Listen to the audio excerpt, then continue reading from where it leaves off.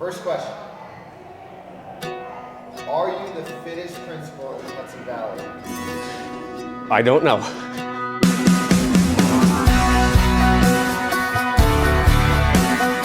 I'm Jim Daley, almost 49. Some people call me Mr. Daley, and I'm a member at CrossFit 845. Oh yeah, I love being a principal. I pride myself on being the type of principal that is out and about. Is not the type of principal that I had in elementary school that sits behind their desk with a shirt and tie on. I'm in the classrooms, I get to know the kids. Starting my career in middle school and then gradually making my way down to elementary school has been a blessing. I get to see kids when they come in with me at 4 or 5 years old and when they leave me at 11 or 12 years old, kindergarten through 5th grade or 6th grade. Knowing them for 7 years and having that impact on kids is really awesome. Days are hard, but there's never a day that I'm not smiling, running around the school and making a positive impact for the kids. I'm eligible to retire in 6 years. But I don't think I'm going to. I don't know, I can't see myself retiring and not doing something. If I retire from education, I will have to get a job somewhere. I just think it's really a precious job and something that some people take for granted, but it's really a big responsibility.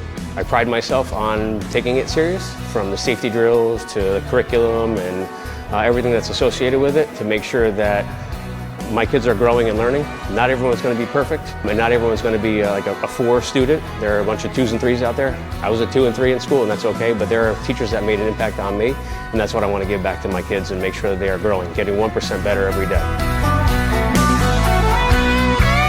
I want to be a good man. I want to be a good husband to my wife, be a good father for my kids, set a positive example just like I do with my kids at school. Be that for my biological kids. It was tough, I'll be honest, for the first 10 years of being a principal. I wanted to be the best principal that I could be.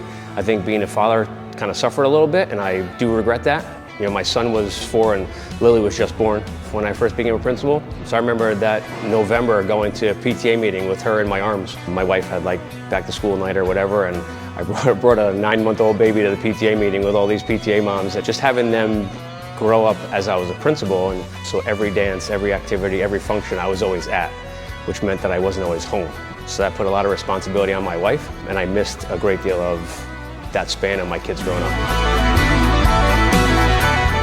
I'm not perfect, they know I'm not perfect, I say that I'm not perfect, and when I make a mistake I own it and say no excuses. You know, I goofed on that. I wanted to make a schedule for an assembly, and I booked the lunch for a bunch of kids and the assembly, and I'm like, oh geez, I messed that up. So then you adjust on the fly, and I think by modeling that for my teachers and my students, they realize to err is human, and we can all make mistakes and move forward. I think if you get into a position of leadership, whether it's owning a gym or as a principal or a teacher, and you're constantly making excuses and kids don't see you owning those excuses, then they make excuses and they think that's okay.